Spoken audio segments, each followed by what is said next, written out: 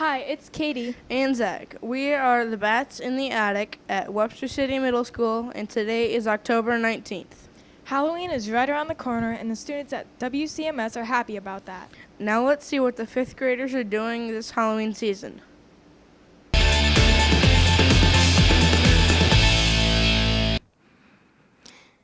Hey everybody, it's Maddie, and today we're talking about the 5th graders' research reports about sunken ships. Each student was assigned a ship, such as the Wilhelm Gustloff, Lady Elgin, Princess Alice, and MV Donna Paz. Then they had to research it and create a paragraph about that ship. Right now, most of the students are done and will present their findings soon. That sounds spooky to me. I wonder why they're doing it so close to Halloween. Some of the reasons that the ship have sunk was torpedoes, icebergs, rocks, and other ships. And some of the ships have sunk without a trace. Well, I don't want to get sunk, so let's run to Sam.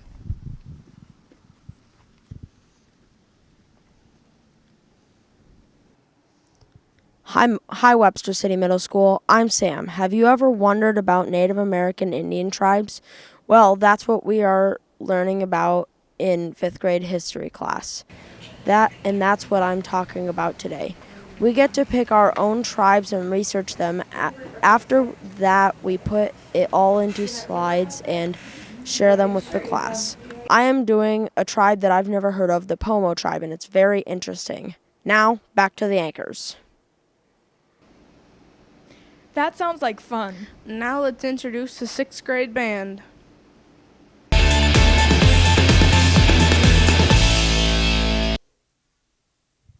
Hey guys, it's Aiden here with another report on From the Middle.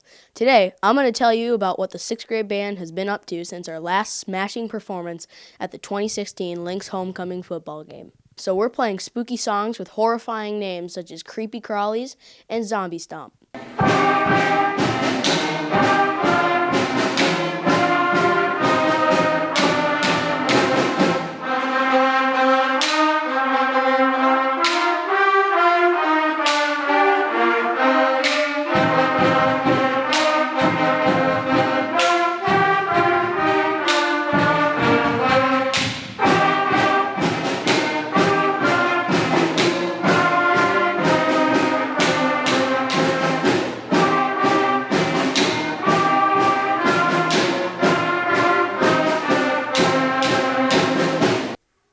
If you scare easily, then I'd recommend listening at your own risk or bringing your blankie. These terrifying tunes might be too unbearably scary for you to handle. We're applying 5 spine-chilling songs in total, and the entire band is having fun playing these hair-raising Halloween songs. This band has just the right mixture of sounds. Speaking of mixtures, let's hand it on over to the new mad scientist in town, Braden. What are you doing? Master needs you for a second. Why? What are you doing? Just No, come. no, stop. What? Why are you taking me? Stop! No!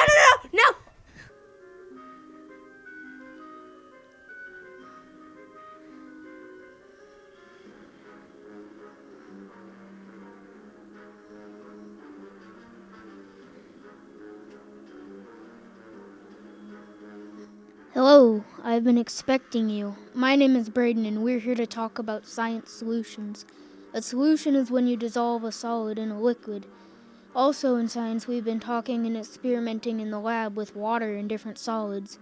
We've been taking notes on the solubility and density of solutions made with different amounts of solid. We have also been talking about how concentrated something is and the different saturation points for different solids. Also how to separate a solution. That is all for me and my assistant today, so I better give it back to the anchors. Here's that sample you asked for, Master. Mix it with this. Yes, Master.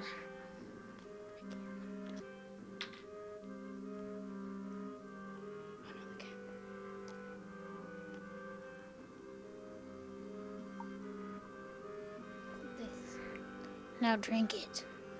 Okay, Master. It burns! It burns, Master! Well, that wasn't supposed to happen. I don't think Mr. Lyons would approve of that. Spooky. Yeah, they did a really good job. I hear the 7th graders are being mad scientists and learning about microbes. Let's find out more about these microbes.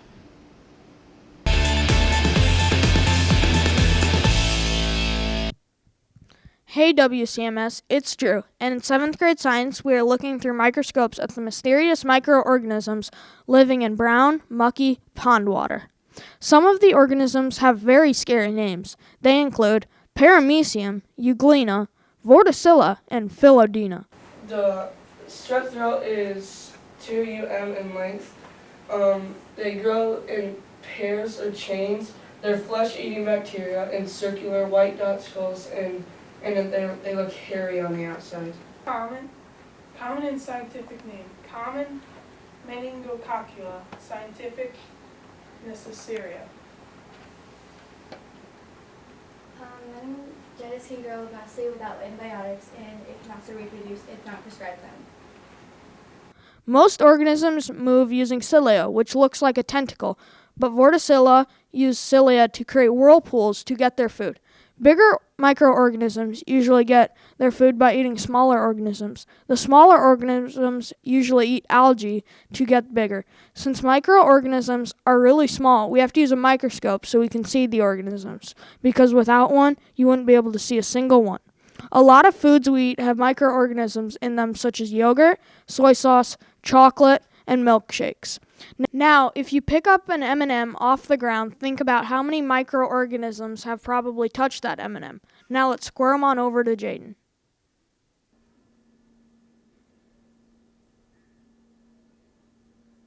Speaking of horrifying subjects, a few students, such as myself and Lynx Academy, have been working on projects that correspond with an urban legend, scary novel, or a short story.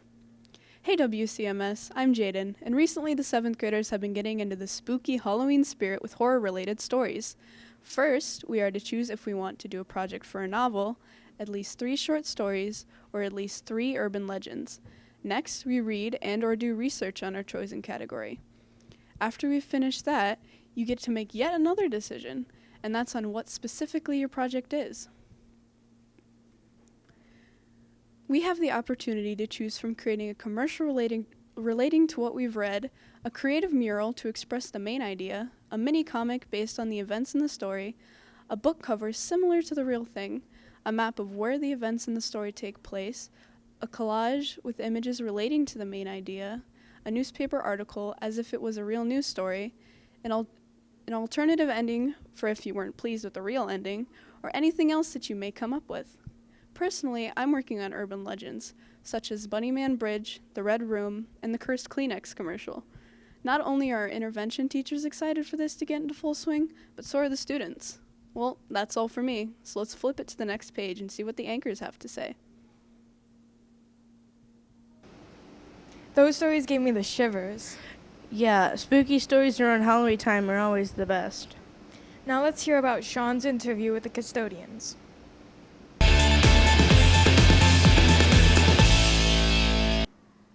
Hi, I'm Sean, and I'm here with the people that are in charge of the toilet paper in the building, and I'm about to get ready for Halloween.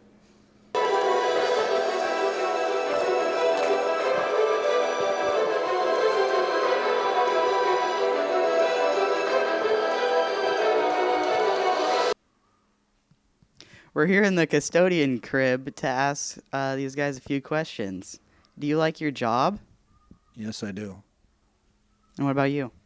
Absolutely. Do you guys have any pets? No, I don't. What about you? I have 3 dogs and 2 cats. What's something about you that most middle schoolers would not know? Oh, probably that I'm a ex-Marine. And what about you? I ride a Harley Davidson. And now for the biggest question, whose room is the messiest? I just soon not answer that. We'll just let it go at that. Not trying to throw shade at anyone. Right. There you And go. what about you? How much tape do you have? No. They're all pretty good. Okay, that's all from me. Thank you guys for answering some questions. And look what we found in the 8th grade custodian closet.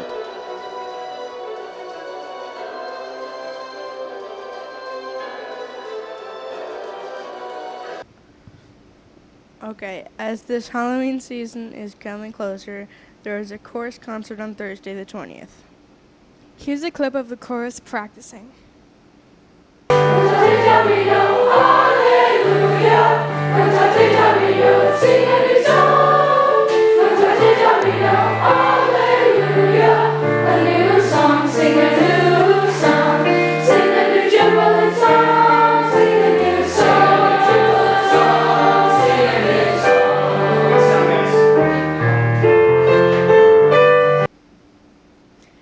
That's all for this show. And have a spooky Halloween From the middle.